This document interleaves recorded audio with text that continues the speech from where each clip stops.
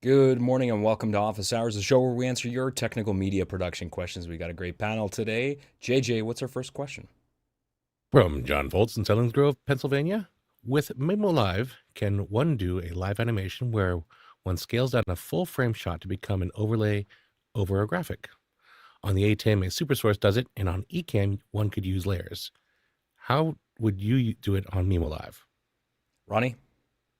There are multiple layers types that probably could do this. I don't understand the question entirely. That was a Norwegian word. And I wonder if you're going to just have a camera angle becoming kind of a picture in a picture, and then show what is underneath. I think that is easily done in MimoLive. If there are no such functionality in MimoLive, that has to be built as a new layer. So currently, MimoLive is using an engine called Quartz Composer, which is a Apple kind of software or system that do all these animations and clever stuff. And then you have probably to ask MimoLive to construct such a thing if they have time to do that. And if it's a good idea, they probably do that for multiple users. They have a lot of clients that probably be asking for the same stuff if this is something that is needed. But I think you can achieve this in MimoLive. Can we just meet in after hours and see if we can have a small lab and see what we can find out and if we can solve it with the existing layer types? Yeah, absolutely. That's a good place to jump in. Also, just a reminder, too, that the Boink software team is going to be at NAB this coming weekend, too. So I'm not sure what's going on with that, if you're going to be able to jump in remotely. I think the plan is to allow some people to remotely control some of the MimoLive computers. So there's probably going to be a way to interact and ask questions to Oliver. And I don't know if his brother's going to be there, but probably tune in for that. Ronnie, do you have any other information about the NAB thing? Yeah, so we will be remote cutting everything. So that's basically recording and a lot of sessions going on in the what is it called? It's called Creators Lounge area, which is beside Sony, far in in one of the halls. And there will be a lot of sessions going on there, and some of the sessions will be MimoLive, and there will be MimoLive people on the floor that have been using MimoLive for years that can answer almost any question. And we are planning to also have a Zoom meeting where you can join up and listen, and probably also ask questions in the chat, and you will have them answered by the crew and the MimoLive specialists that are joining up and enjoying NAB Live. For the first time being cut from all around the world. So that's a cool thing to see. All right, next question. From James Fosling in Minneapolis, Minnesota. Listening to records is a different way of critically listening. Do you have a critical way of listening to audio? Ronnie, how do you do it? Yeah, so if this is about listening to music and enjoying recordings as the first part of a lot of wording from the Norwegian today.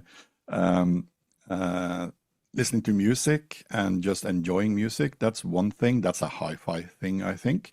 The other part of the question is critically listening to audio. I read it as in listening to something that you edit. And I'm currently using near-field monitors for that, or a combination of near-field monitors. So I have actually a near-field monitor behind me here. I didn't have room for it on my desktop these last days. This is KH80 DSP from a company called you know what it's called. This is a so this is a competitor to a Finnish company that does a lot of near-field monitors, and there are multiple types of near-field monitors, but don't get too big ones if you are going to have kind of a neutral audio, and make sure that you have monitors that near-field monitors that are specifically selected based on the distance from your ears to the triangle left and triangle right. So everything should be in a triangle. So the distance between the monitors should be the same as the distance from one monitor to your ear, so that your body or your head is kind of the third end of the triangle. And make sure that you don't have too big monitors, but if the distance is larger or they are more far away, you should have a little bit bigger monitors to compensate for the drop-off of the bass. And I have to say these KH80s are kind of in the thin type of monitoring, but they are very neutral. And by using the software that the vendor provides, I can calibrate them, and I can also have a microphone that calibrate these. And yeah, it's one way to do it. The other way to do it is to use headphones. This is my Sennheiser 660s, going through actually a small DAC amp, which is called Sheet. That's both a DAC and a headphone amp built into one unit. So around $300-400 based on the configuration and color. And that is giving me enough quality of the signal to be able to critically listening inside the headphones. These headphones are kind of heavy to drive, so I needed some more power to drive them. You can't just plug them into the mini jack on the iMac or Mac Mini. That wouldn't suffice. So have the right equipment, but I'm not really. I understand the question entirely. JJ, Go there live. And I say that because I was spoilt rather supremely when I went to Willamette, where Chris often goes into work, and hopefully Chris can send me over that scans that I requested on Wednesday or for Wednesday. And I used to be able to sit underneath the piano. My friend Stephanie, Abigail Louise Thomas, she would play the piano, and I'd sit underneath the piano and listen to her practice and play. As a person who played bass for many years, sitting in the orchestra, like sitting at the rear of the orchestra and listening to the rest of the orchestra, or sitting in a pit. Then when we built the Rogers Hall back in 98, when we finished that, 99, on Willamette campus, that the acoustic reference, I think, is important because so much of what we listen to now has been muddled by what we hear. Either my good friend Tlalok often complains about the gack that he hears, the slop that is instantly recognizable as AI, because folks are producing content at YouTube with poor quality microphones, and so it has this kind of resistant sound. It has this sibilant sound to everything people are saying, and you can immediately recognize that as AI created slop, because it's just taking a poor version of average and then outputting that, and then we consumers become accustomed to that. For many years, we were very happy watching a VHS film from Blockbuster Video. Please be kind. Rewind. Watching that and saying, "Oh, this is great quality," and to some degree, you could slowly, frame by frame, move forward a VHS tape, but you can't do that very easily on a CD or DVD or now our streaming services, unless you have Chris Abad on your side, who can create a HLS player that'll do frame by frame forwarding. All that said, support the arts, go to concerts, listen in person wherever you can and whenever you can, and go to venues where you know you're gonna have a reliable audio team working to reproduce the audio that can come as close to in live as it can. And I say that as a person who went to a Marilyn Manson concert back in 97, 98, and they blew out the speakers like when the first song. So it was terrible. And I really wish I could have heard what Marilyn Manson's supposed to sound like versus the CD or DVD quality. Yeah, I echo everything that you said, JJ. And I think I'm trying to interpret the question. I have a feeling James is not necessarily talking so much about what specific equipment you're using, but how you listen. And for me, I draw just talking about how I listen to records here in my hi-fi setup in my living room. I draw some parallels to what JJ was saying for live music. It's not, you're not doom scrolling Instagram. You're not doing the dishes. Like, I turn down my lights. I sit on the couch. I kind of close my eyes and I'm immersing myself. I'm paying attention to what's going on with the music. Same like if I was watching a concert live. I love that I don't have distractions. There's a communal experience that you're sharing with other people. We're not on our cell phones. I mean, at least for me, I'm not one of those people that pulls out my phone and videos the whole concert, because that's just silly in my opinion. So I'm just there to enjoy the music and pay attention. And to me, that's a huge part of that. Go ahead, JJ. And one more thing, for the folks who are functioning in a professional fashion, I will say, for instance, I've heard frequently from Mickey that he has a space wherein he can listen critically, not with cans on, but inside of a room that replicates as well as it can the acoustic quality of the location where when he's trying to mix. Or for folks like many of the people here in office hours who listen to most of the things on these, Guy Cochran, I remember he was was an advocate for these for a while, but did not want to ever listen to any movies or shows on these because they just don't sound great for listening critically. So I love the aftershocks. I can't remember what they're called. Oh, shocks. But I wouldn't listen to, if I really want to listen to music, I'd be listening on, something that's more in ear, an in ear audio monitor of some sort. For me, because I don't have space for speakers. And just a reminder, if you want to ask questions on this show, you can do that, but you got to be part of our community. You can use Makana, our Q&A system, to post questions, vote on those questions up and down. That part is actually pretty critical because that helps drive the run of show. It tells us what questions are more important for you on the show, and we'll answer those first. And of course, you can chat with us. And there's, in fact, a lot of people chatting with us live, so you're missing half the fun. So go to officehours.global/join. That's officehours.global/join. Put in your email address and we'll send you all the information that you need to become part of your community. And there's also a link to Discord, which is also a fantastic resource as well. Next question. Live from Alexander Knigget in Port Coquitlam, BC, Canada. Live production is hard, yet so many companies try to save money and think they can do it themselves. I see repeated failure by many local companies. Why do they underestimate the difficulty of production? The $1 million question. Go ahead, Chris. Well, first of all, this is not specific to live production, right? Companies do this all over with all sorts of things. You see it all the time with marketing, with branding, with communications, that they make choices to try and save money, and it's they're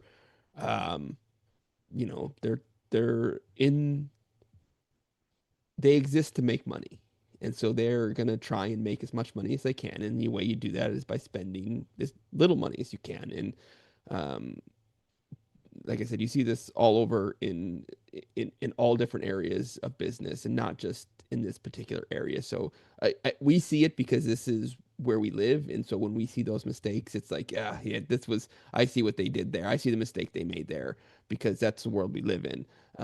But those same things are happening in press releases, in commercials, in all kinds of things where people are trying to save money, and they do, and they pay a cost for it. JJ. I think it's the abundance of bad examples, and as Chris said, there's an abundance of bad examples out there that's being replicated by AI that is creating more and more bad examples. Thus, the glut of bad examples in not just live production, and the good examples, like I think we talked about a few years ago, Michael Cioni. Anytime Michael Cioni is involved in anything, that's usually a good example. So their release of Frame.io a few years back, and the video that was that, you won't see that very often. I mean, very, very seldom you see something that has that high level of production quality in every component of what they do. I think it's the case that there are so many McDonald's hamburger joints on Earth and not enough really great Morton steakhouses. There are very few places that serve good quality things that people know how to make themselves anymore. Folks don't cook. Folks buy fast food, and because we're trying to consume and trying to put more content into our day that is junk food content, that then gets replicated and people make do. We become accustomed to slop, and we become accustomed to junk out there on the interwebs, and little by little we want it faster, so that the problem that occurs by making us not as smart as we used to be by not reading books but rather only watching a something talk video or that only lasts a couple seconds long. There's no content there. That quick form content, the quick form production, the quick form everything. The assumption then is that it's good for you by having lots and lots of content rather than slowing down. Read a book. Go outside. Do nothing and just listen. I think that's the unfortunate reality of what fast, constant production and low quality inputs has produced as a general average. 100%. And I think that's a good PSA. Please read a book, because to read actual words on a page is to expand your mind. Ronnie? Yeah, maybe. I think they started long time ago. I'm not sure that companies do this because they want to save money. I think speed is also one thing that they need to get done faster, because they don't have the number of hours allocated to doing these things. We see a clear difference between companies that actually focus on delivering stuff and the ones that are kind of just doing it on the heel. But just a practical example, back in the 80s, before CD players arrived, we used to listen to records spinning around the record player and playing the entire album, and then turn the side and play the other album or other side. Then we had CD players coming, and then we had MD players coming from Sony, the small mini disc things, and then we had MP3. Everyone knows the MP3 players you can install on your computer and then just have at it and download as many songs as you could. And then we have a local company, or a Norwegian company, that is kind of having a campaign.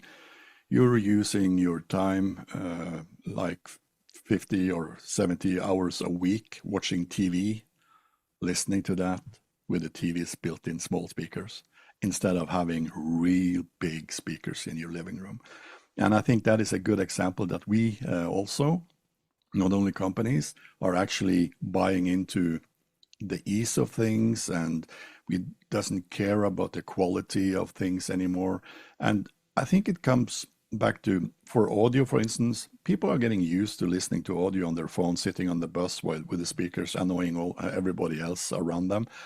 And the quality is kind of falling through a big black hole, and people doesn't even listening to high quality audio anymore. So I think the ease of using stuff and listening to stuff and just consuming is more important as to having high quality. And of course, cost has something to do with that as well. If a really good 7.1 sound system costs the same as a small speaker that you put on underneath your TV, it probably would be more of those. But you know, it's more advanced. You have to have cables everywhere. It makes a hassle, and your wife get angry when she's or asking me to vacuum or blah blah blah. So it's a hassle, and I don't think there is an easy answer to this. But the quality is more amusing than bad quality.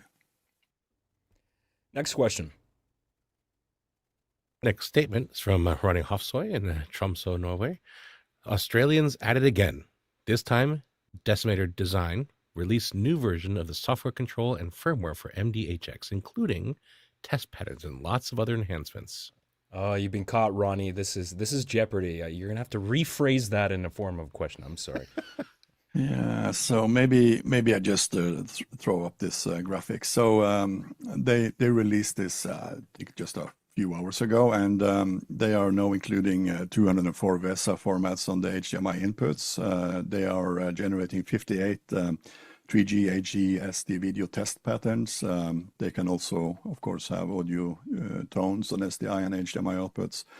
And they are actually just all these things that they know added to the normal MGHX that is kind of getting old in the tooth, but it still seems that software upgrades and firmware updates are really giving new life to these items. And beware, this is for newer versions. They have different versions. So I saw in Reddit a Reddit thread that one has a 7-year-old one that still was able to get these new functions. So it should probably be really old if not being compatible with this new firmware. And also the software has been a little bit easier to use. So kind of cool to see that old tech is getting new life just with some software code. I guess there have been vibe coding some of that. Maybe, but I've always wanted to get one of those decimators, and I was thinking lately I could really, really use one. And now seeing that massive list of free features in a firmware, that's actually pretty nice because you don't see that every day where companies are giving away a lot of new features without actually making you pay for a new product. Because there's that argument. Well, if we put all these new features in a free software update, then we're not going to have anything to sell anybody. So I think that's really commendable that they did that. So very cool. Appreciate you bringing that to everyone's attention. Next question. Next question is from Zach Stallsmith in Chautauqua, New York. Working our service at House of Worship this morning, and I had to switch to our backup graphics computer running EasyWorship and sending output via NDI into vMix. I was able to do it rather quickly via Splashtop, but what have others done in this case? Go ahead, Chris. So when you experience a localized event where solid phase biological contaminants intersect with a high RPM centrifugal distributed resulting in omnidirectional projection, you got to do what you got to do, right? And oftentimes Splashtop is the answer, right? And so it works, right? Like being able to just kind of tap into a computer and make a change you need to make. If you're talking about like what are some things that maybe you do to kind of prevent this, like some of the things that I do is when I have some areas where they might be sketchy, they may be finicky, is that I pre-wire in the backup, right? And so I have and for one of our venues, I have a Dante announcer console that's Dante, but also has analog out. I primarily use the analog out because the analog goes out and it mixes with a bunch of other stuff, is combined into embedded into SDI and sent up the stream. In my mixer at the head end, I have that analog audio, but I also have a channel that brings in the Dante audio. And so if one of those goes bad, I can switch back and forth between the other. In vMix, sometimes I've got some instances where I've got some data sources that may be finicky. And so I have, like for instance, I have for a baseball game, I have two versions of the score bug in vMix. One that brings the data that is real time live from the console, and one that brings it from the live stats that's maybe a couple seconds delayed. But if the live one goes down, I can just seamlessly switch over to that. And so that's kind of where my head leads with some of this. JJ? A common principle that was frequently discussed in any tech design or any design in general is one is none. So most buildings have two exits at least, because your fire code demands it. Most backup systems have two backups at least, because one is none. And this morning's production here in office hours, what we do on Saturdays, we test different methods of doing a very similar type of production. So here in this room, we have our normal Blackmagic, very complicated, wonderfully functional infrastructure. We have vMix at work. We have folks right now in this. I'm playing with a what's it called, an NDI workflow right now, testing out different ways to do the very similar output. And for your particular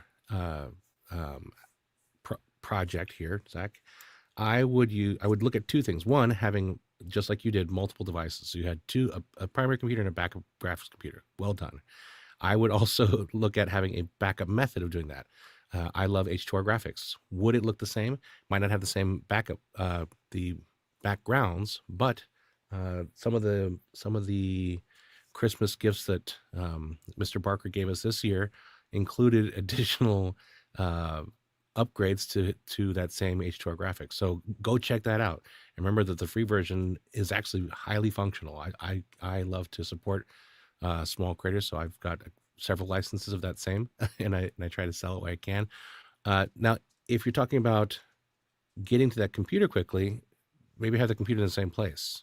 If Splashtop, super. I use Parsec. I use Parsec because it's low latency and it allows me to do what I need to do quickly. And finally, planning ahead of time, making sure that you're setting up your house of worship. As a person who myself also used to do a similar work in more technical places or more technical houses of worship than I do now, it was common that I'd show up at least 4 hours prior to production, make sure everything's functioning, test all my equipment, see what's going to fail, try to break it and then confirm that it's ready for the production. So, make sure that you're prepared ahead of time. So that's my suggestion for, I hope, what your question is here, Zach. Next question. From Guy Cochran in Seattle, USA, although he's probably down in Las Vegas right now. What is a good place to learn the basics of 2110?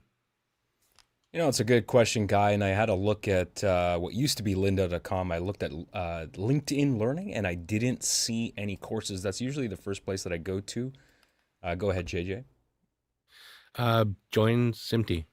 It's not super expensive for what it is. The value of that education, join SMPTE, take the self-discipline classes that are available for SMPTE. And I will say this as a person who tried very hard to find data and inputs on how to learn more about 2110 until I actually took the boot camp course for people who are already network nerds. And in doing that, I learned a whole bunch. I documented a bunch. I shared some of those basics with my friends, if not all of them. And then with that in hand, it's been really great. For instance, in my transition, I've departed my old company. I hopefully will be starting a new position next week. So that's also really important to learn 2110 because as was advised at this last year's Olympics, there was no SDI. It was all done in network transport. So learning the basics of 2110, if you want to do live streaming and or the alternates, Dante AV, and NDI, do learn NDI. And NDI is completely free. So the NDI, I would say for anyone, go ahead and learn NDI. It's free. It's like learning English because everyone's using it. And then go learn Esperanto. Go learn 2110. And get your membership at SMPTE. JJ, did you see the Blackmagic NAB live stream? Because I was very impressed for someone like a CEO from Grant. Now I understand Grant comes from a production background. He's obviously a nerd and he seems highly technical. But I don't really know SMPTE 2110 because I'm not in that world. But it is a very nascent technology. He seemed incredibly knowledgeable for somebody that's a CEO. Now, I don't know if he was just running off a script, but he seemed to like genuinely understand how that works. Do you think he went to took courses for that or? So SMPTE's been around forever. 2110's been around for 20 years. Oh, okay. So it's not necessarily nation. It's just it's being forced to develop at a faster rate currently because it has functional competitors. Dante AV appeared 2 years ago. Became functional 2 years ago. NDI has been around since 2014. So now that SMPTE has competitors, and Grant's been around long enough to try and create products that will be viable for what's her name? Billie Eilish did an entire production using just Blackmagic. So having intelligent people access and continue to develop inside a technical context, I don't think he's a person reading off a script. I think he's a person who works with other engineers who are trying to constantly nudge forward in building things that he can sell. And I personally would love it, but I know it'll never happen if they would include NDI as part right, of the workflow. Of course, I knew you were going to say that. Because it's so much smaller. I mean, it's just a little tiny form factor versus being forced to build out switches in a place where it's really hard to. And I would say this, last night I was looking at my annoyance in a small recording I did on Thursday, where I had 4 NDI sources from outside brought in, and I was streaming it from here at my facility. But I'm using 20-year-old switches. I'm using a bunch of 3560Cs campus switches, which are end of life as of 2016. So I'd love to upgrade, but the cost. And the only viable thing is the 1300s, the Cisco 1300, which finally now is out of the SG world. I hated those things, into something that I can functionally now throw fiber across my house and get 10 gig on my backplanes, and 32 terabits per second versus, my currently functional 10 gigabits with a backplane of 23. So playing and to answer your question regarding Grant, it's not new. It's just developing, and Yeah. he Oh, clearly it understands the feels process. new to me because I've only heard people really talk about it at length in the last couple of years, right? So why is that? Why is my perception of it being new? Because only I Actually, I think the connection to the answer is a bit in the earlier question we had regarding what's the best way to listen. We've become accustomed to average, and NDI, I will say, is an average transport, whereas 2110 does require excellent transport. It requires high performance gear, high functioning, high performance devices that won't overheat, grunt, uh, and making sure your backplane and your transport will allow that can be costly. So instead, we're very happy with Zoom, but Zoom isn't in person. And if you're a person who's forced in a Microsoft environment, then Teams, you might be happy with that, even though it's at 720. Boo, boo, boo, boo. You might be happy with the face thing on your phone and having conversations like that. F minus minus. I just we're so force fed average that that we become accustomed to using good enough. Even TV, like most sports. Sure. More sports on your television broadcast. It's 720. It's not 1080. It's not 4K. Yeah, ESPN was 720 for years after 4K was a thing. So we become accustomed to slop because it's cheaper. Even the frame rates we have today, 24 frames per second. It's cheaper. And that's like people not conflate, but they put NDI and 2110 in the same let's compare these two things. They're not the same. They are vastly different, and they solve vastly different problems. 2110 is more akin to SDI, right? Like if you're switching to a 2110 infrastructure, you need to start from scratch.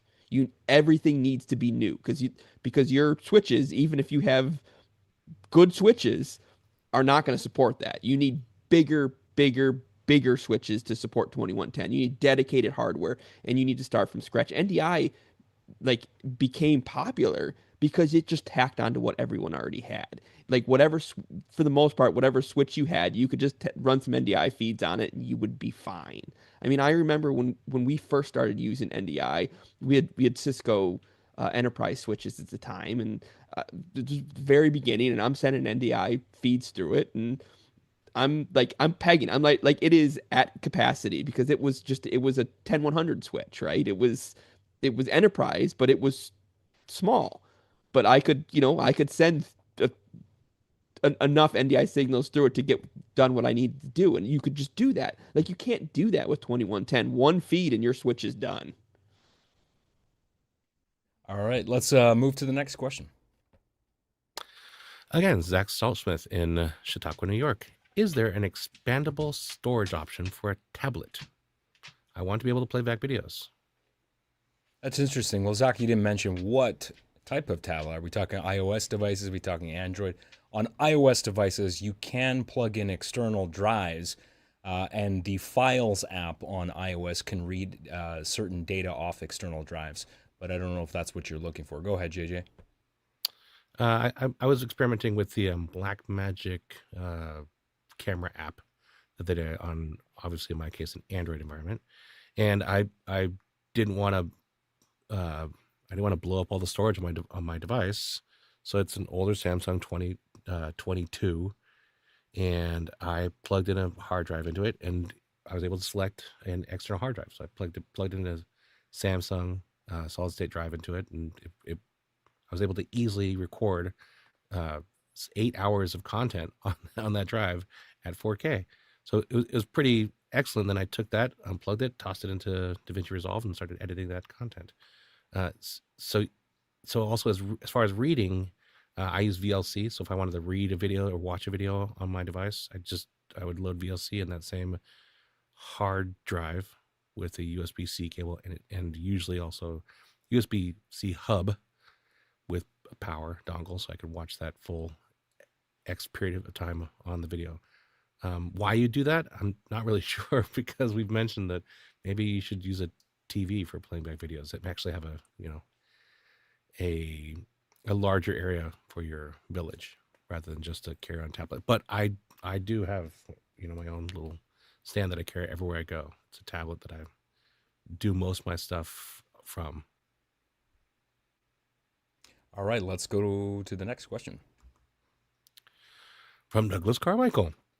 If you were implementing a BMD Blackmagic Design ST2110 system, how would you output graphics from a PC Mac? Would you need a DeckLink card, or would there be an ST2110 equivalent to Dante Virtual Soundcard? Chris, go ahead. So currently, that's what you would do. You would use one of Blackmagic's SDI to 2110 converters, and whatever system you had currently sending out graphics, could do that. Now, NVIDIA has a piece of software called NVIDIA River Max Display, and it's not. You can apply for early access, but it is what you're talking about. It turns your computer monitor into a 2110 feed. So it's out there. It's not publicly available, but it's out there. Go ahead, Ronnie.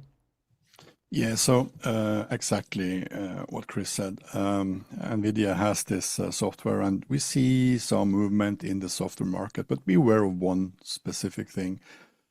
Sending 2110 from a computer is not as easy as it sounds. It's like you would need a really beefy computer with a really beefy network card on, and the hardware is there, but the amount of it available to normal users or production people are not still there or in the numbers that we would like it to be.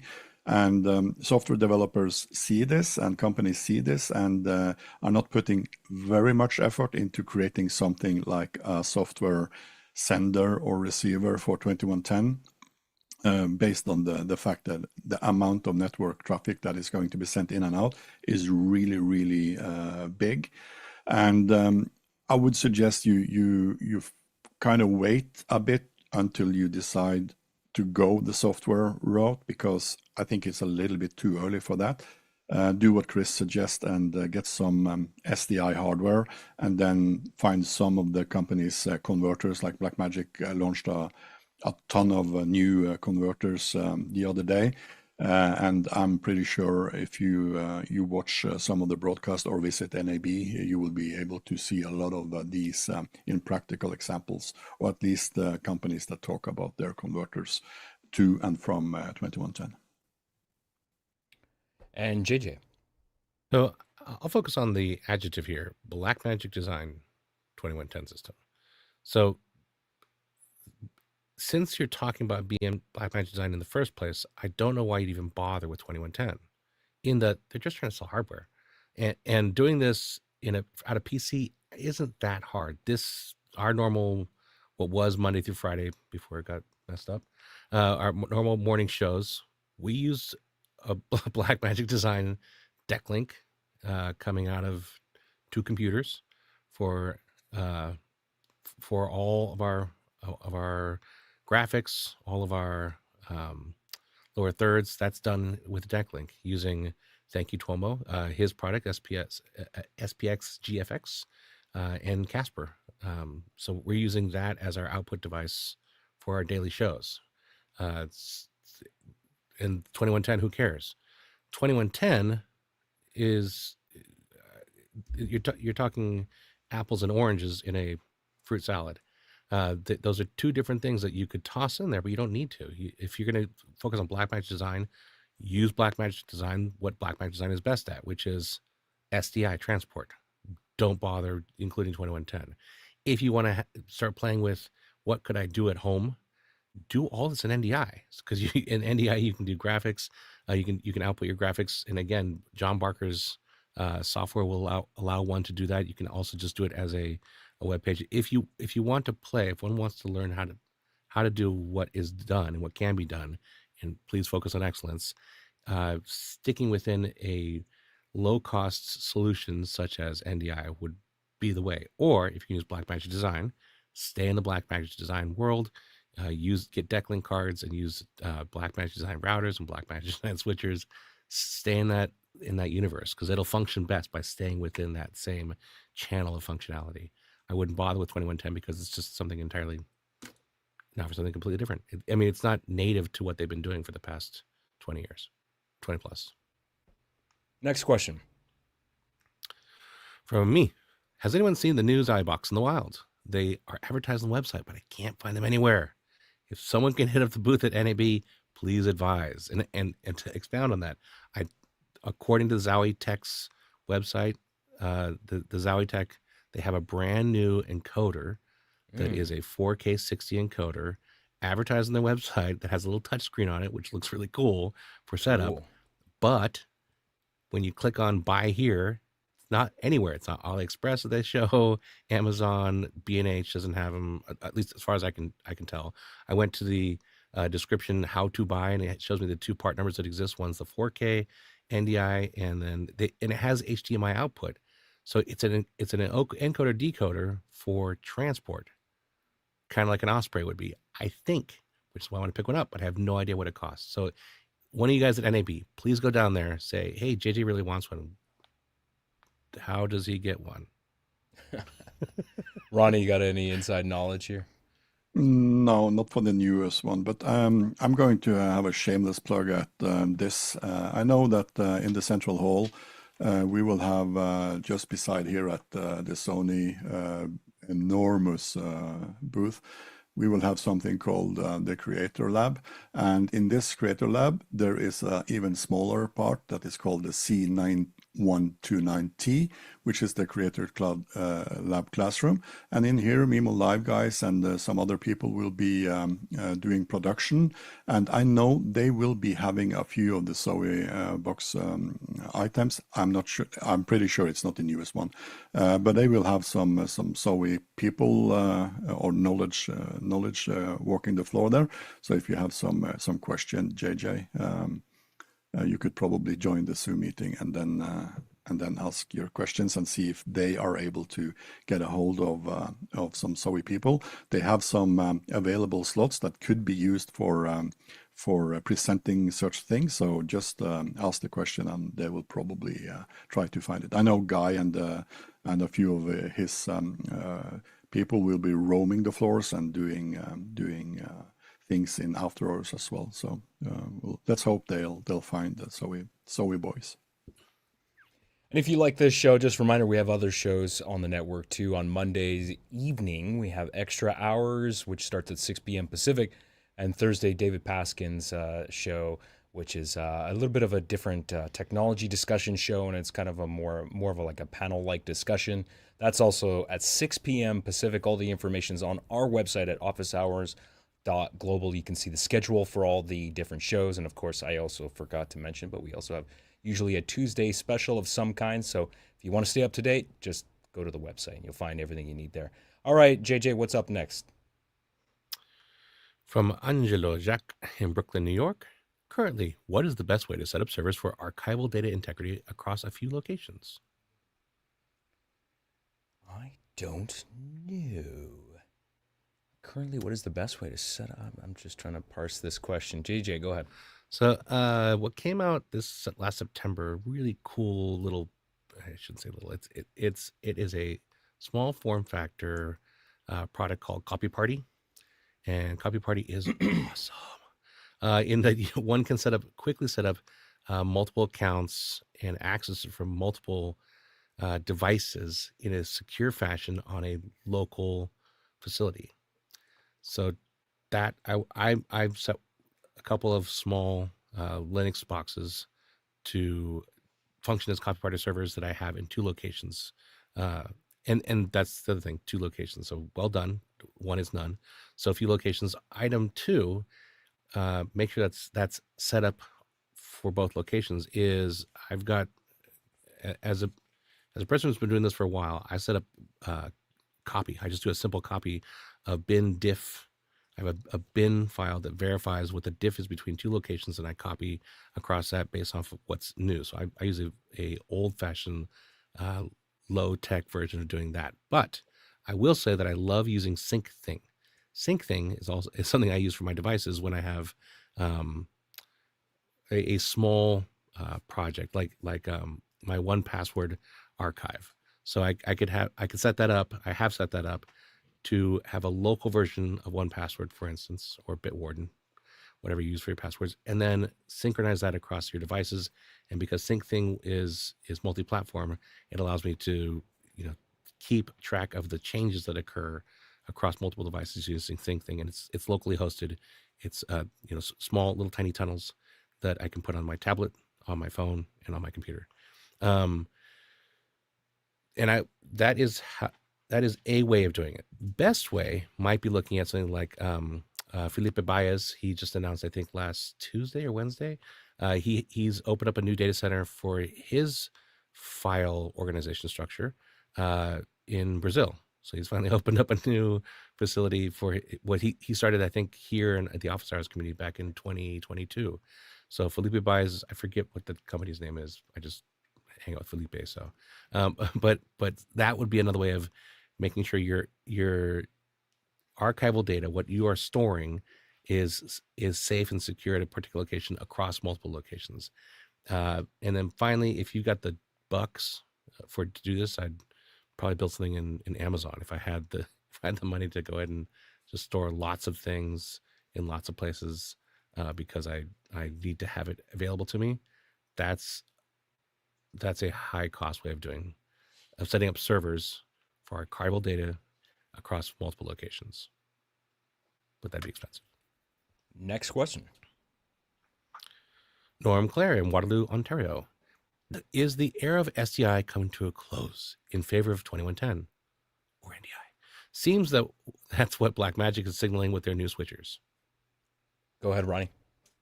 I think it's important to have a little bit history lesson here. So SDI was invented in 1989. The 2-channel 3 gig was probably maybe 2000. I would think 1990, late 1990s. And that is like 30 years ago and still going strong. I think improvement and development and inventions is really important. And the move that Blackmagic did now is nothing that makes my company switch to 2110 because we're too small, we are too cheap, and are really satisfied using SDI. And our entire workflow is based on SDI and will probably be for many, many years to come. So in my humble opinion, this is not something that is going to change anything for us, but it's still cool to see what we can do with 2110. And definitely we will probably be getting a few things, like we have some NDI in our workflow in addition to SDI. And of course, we still use HDMI as somehow we need to be doing. And 2110 is really, really cool to look at. And the rapid development of these type of products and seeing what companies like Blackmagic, for instance, is bringing to the market is really interesting. But no, it won't change anything for our company or myself, at least. And Chris. Yeah, I don't think much is going to change anytime soon. And as I said before, because it is not an incremental change. It's not like, oh, we're just going to add some 2110 stuff. It's a lot of stuff that you need to add to, and you need that infrastructure to make it all work. And it's a big change. And for most people who have an SDI workflow, it's just easier just to keep using SDI. In that, the old saying, we've always done it this way, is a terrible reason to keep doing something. It is, but it's also the reason why a lot of things continue the way they are. And I think SDI is going to kind of be in that route because people have what they have, and it's just easier to buy another SDI camera than to buy all new 2110 equipment, all new switchers, all new routers, all new everything. So you can it's going to be it's a long play.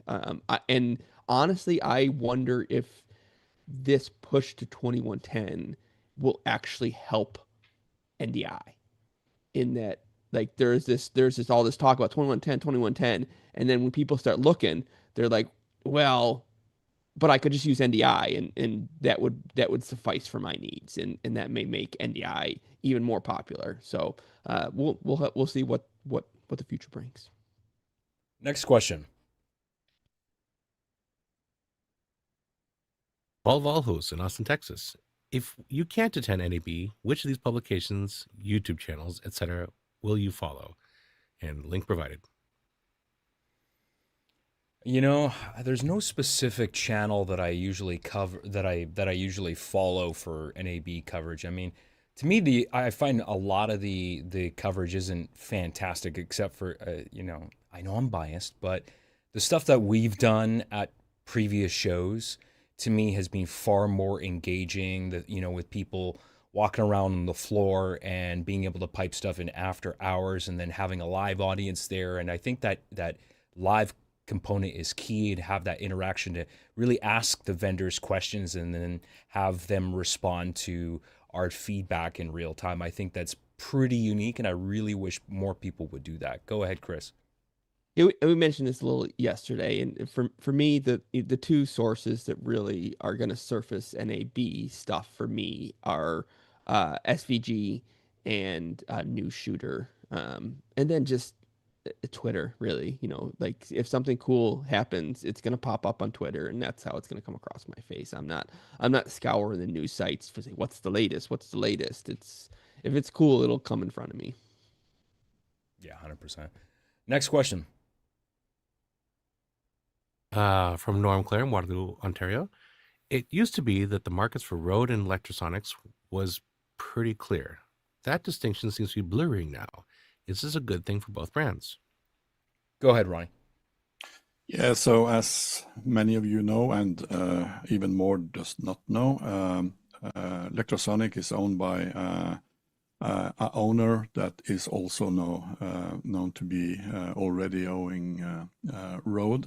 And we see that Rode has launched a new product, and they are heavily leaning into the kind of the PR text that they are using technology from Lectrosonic. So I think Rode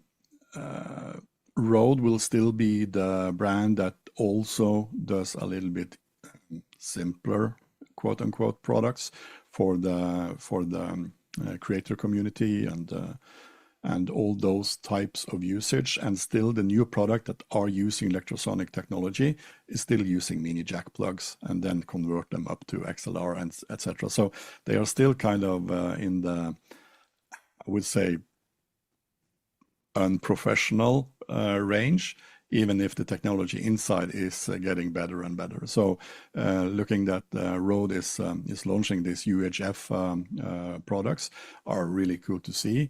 But I still think that Lectrosonic will be the king of the road, so to speak, and provide us with really high quality advanced products. And Rode will still be in their lane, though moving maybe a little bit over to the professional range. But I don't think that Rode, as a brand, has intentions of becoming the real big thing here. I think they are smart enough to keep them in their lanes.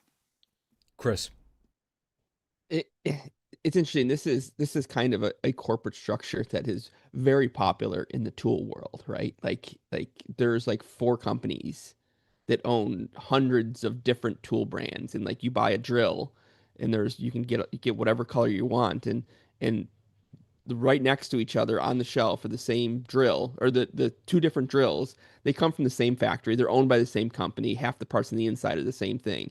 And so I think what you end up seeing is that in the hope, I think, from consumers, and I would guess from the corporate side too, is that you can take your high-end stuff from Lectrosonics and you can bring some of that down to Rode, and you can kind of meet in the middle, and hopefully you cover a whole spectrum of needs from the very high end to the consumer, and hopefully there's something in there for everyone.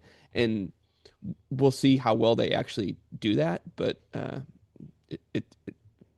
no one knows what's going to happen. But this is not an unprecedented thing in the corporate world. Yeah, and just I don't know if anyone saw this announcement too, but you know the Friedman Group that owns now Rode and everything like that. And I don't know if this technology was borrowed from Lectrosonics, but I just noticed this press release a few days ago where they announced this new Sonora technology MEMS microphone. They said it's like a much more advanced miniaturized microphone that they're going to start putting in newer Rode Lav microphones, and they put out this video. They're touting the high SPL and dynamic range and everything like that, and resilient to RF, all this kind of stuff. So I don't know. It's really interesting. I think it's cool that they have more resources, more technology. They're sharing ideas and stuff like that. And I think this will benefit also consumers too. That, you know, as some of that higher end technology trickles down, and we're seeing this across the board, I think, in many product lines in many industries. I mean, look at even what Shure has done in the last couple of months with the announcement of the refresh of their SLXD wireless product line. They're bringing some of the frequency coordination stuff from the higher end product lines down into a more affordable wireless technology with their G57 band, which is more of a global frequency band that supports a lot more frequencies. So I think that's really cool. I think in the end, consumers they get benefit, they get better and more reliable technology. Right. I think we've got time for one more question. Let's go to that. From Leo Mendel in Richmond, London, although possibly here in the United States. So, JJ, we all agree fast food is not the answer. Where should we eat when I meet you in San Francisco next week? Well, this is obviously for you, JJ. So I have three possible answers because comparing bad fast food to good fast food, Mel's Drive-In on Lombard Street is a lot of fun. It's rather reminiscent of what San Francisco has been like, and it's to me it's a reminder of what a lot of folks see when they come into SF. But there's also one of my my preferred locations is Gaspares in what I think would be called Little Russia area. So Gaspares is on Gary Street, and I say this only because when I looked at the Googles, it said that Mel's may be closed, which I don't know why it'd be temporarily closed. But Gaspares restaurant is delicious, and there's a local Gaspares that I usually get my Friday pizzas from here. It's up the street on I-5, and if not, Tbilisi, delicious and excellent. The Tbilisi Bakery right next door is a wonderful place. And that's if we're in SF. If we're not in SF, when we're here in Marin County, then there's this little tiny hole in the wall that I love to eat at. This Chinese place that's right off Redwood Boulevard that used to be, or that is where the old Shakey's used to be. If you ever listen to like old Robin Williams comedy sketches, he talks about the Shakey's, and that's the one that was in the Centerfell, right next to right next to one of my favorite hole in the wall places here in Marin County. All right, that'll wrap our Saturday show. Thanks to all the panelists for being here today and bring your A game and all your different experience. We really appreciate that. Good to see you, JJ, and congrats on the new job. And of course, to you, the producers, we wouldn't have a show without you. You came in this morning, you put in some questions, and we had a great show, so thank you. And of course, the back-end crew that wakes up every single week to put all these different shows together. Everyone, there's so many different roles. There's too many people to thank, but we couldn't do it without you, so thank you. Just a reminder, coming up after the show, if you're thinking of joining Office Hours, being part of our fantastic community, which, by the way, you can go to officehours.global/volunteer to join. Just pick out some of the roles that you're interested in, and you'll get information on how to join some of these meetings that we have every month coming up at 8:30 Pacific right after this show. In about 30 minutes, we're going to have our panelist meeting, our new panelist meeting. So if those are for new people. And then right after that at 9 a.m., we're going to have a meeting for existing panelists where we can talk about what's working, what's not working. If we were to have traveled around the world to answer all of these questions today, according to the Talalic Traversal, that would have been 29,000 miles. That's 46,000 kilometers, 226 million. Bananas for scale. This was episode 2216. We'll see you in After Hours. Bye.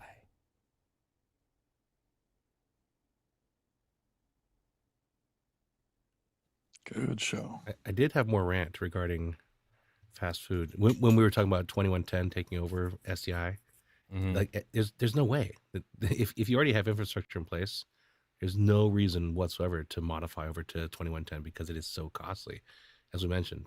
Yeah. And just like you said, Chris, I 100% agree that it only strengthens the NDI workflow. Yeah. Because you can play now. I mentioned earlier that NDI and NDI and 2110 are completely incomparable, but that's not quite true because NDI full bandwidth, you similarly would be maxing out your switch infrastructure. So that would be not good. But not nearly like it. Oh yeah, I know. I mean, it can, right? But you can, with off the shelf switches, you can still run a handful of full NDI feeds, right? You can run 8 of them, maybe, versus 1 2110 feed. Yeah. All right. I'm going to jump into after hours for a few minutes. I'll let the crew go. Thank you all. See you then. Thank you, JJ. Super. JJ, Ron, I'm going to get your Chris. thing. It was pouring rain.